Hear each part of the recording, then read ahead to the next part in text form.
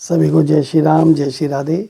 आइए भक्तों, माघ मास महात्मा स्नान रूपी इस ज्ञान गंगा रूपी आध्यात्म रूपी जो ये कथा चल रही है, इसके 24वें अध्याय रूपी ज्ञान गंगा में हम सब मिलकर माघ स्नान का मानसिक फल प्राप्त करते हुए इस मानसिक ज्ञान गंगा में गोते लगाएं। ब्राह्मण वेद निधि ने ऋषि लोमस से कहा कि प्रभु, आप मुझे उस पिशाच की कथा सुनाइए जिसकी देवदूती की कृपा से मुक्ति हुई। तब ऋषि लोमस बोले कि प्राचीन काल में द्रविड़ देश में चित्ररथ नाम का एक राजा राज्य करता था। संपूर्ण शास्त्रों का ज्ञाता था, विद्वान शूरवीर था, लेकिन इसके साथ विषयी था और कामाचारी था। सदैव स्त्रियों में आसक्त रहता था, वासना में लिप्त रहा करता था। शास्त्रों का ज्ञान था, लेकिन हृदय में धर्म और ईश्वर की कोई आस्था नहीं थी। नास्तिकों के समान प्रश्न करता था, भगवान कौन है, कहाँ रहते हैं, किसने देखा है। इस प्रकार निरर्थक प्रश्न किया करता था, लेकिन उसने जानने का प्रयास कभी नहीं किया। एक तो प्रश्न होते हैं तर्क संगत कि यदि कोई भगवान को जानना चाहता है, भगवान को समझना चाहता है, वो प्रश्न करे। एक है कि अपने आप को ज्ञानवान जो ठहराता है कि भगवान कोई नहीं है। तो इस प्रकार निरर्थक प्रश्न करके वो पापाचार में लीन रहता था। राजा चित्ररथ का अधर्मी और नास्तिक जीवन इतना ही सीमित नहीं था। भगवान का जो पूजन करते थे, धर्मात्मा जो आस्तिक जन थे, उनको कठोर दंड दिया करता था। पापयुक्त तो दुराचारी जीवन व्यतीत करते हुए आयु जब पूरी हुई तो राजा को मृत्यु की प्राप्ति हुई और राजा की मृतात्मा को यमदूतों ने बड़ी कठोर यातनाएं दी और उसकी जो दुर्दशा हुई उसका वृतांत कह रहे हैं ऋषि लोमस।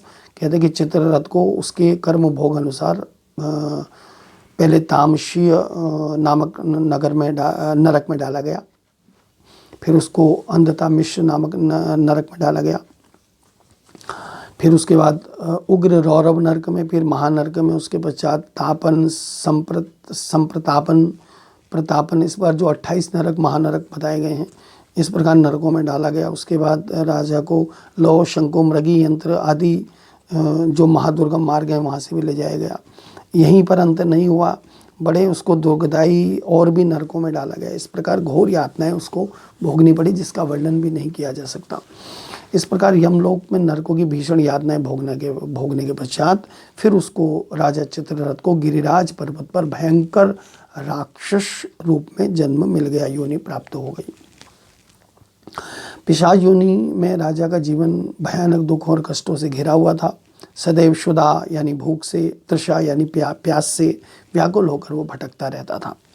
सर्दी गर्मी भी बड़ी असह्य यातनाएं उसको भोगनी पड़ती थी।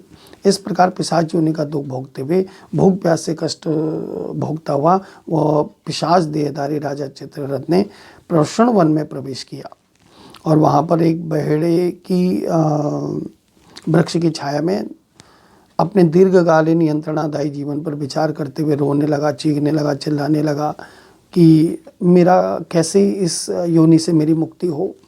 और बड़े युगों से वो कष्ट पा रहा था कि कभी मेरे दुखों का अंत होगा, कभी मेरे दुखों का अंत होगा। इस प्रकार मेरे इन असहनीय कष्टों से मुझे कौन निजात दिलाएगा, कौन मेरी रक्षा करेगा। पिशाच के रूप में राजा चित्ररथ दिन रात यही सोचता रहता था और रोता रहता था। इस प्रकार पद्म पुराण कृत माघ मास महात्मा का यहाँ पर 24वां अध्याय पूरा हुआ। अगली कथा कल के प्रसंग में सुनाएंगे।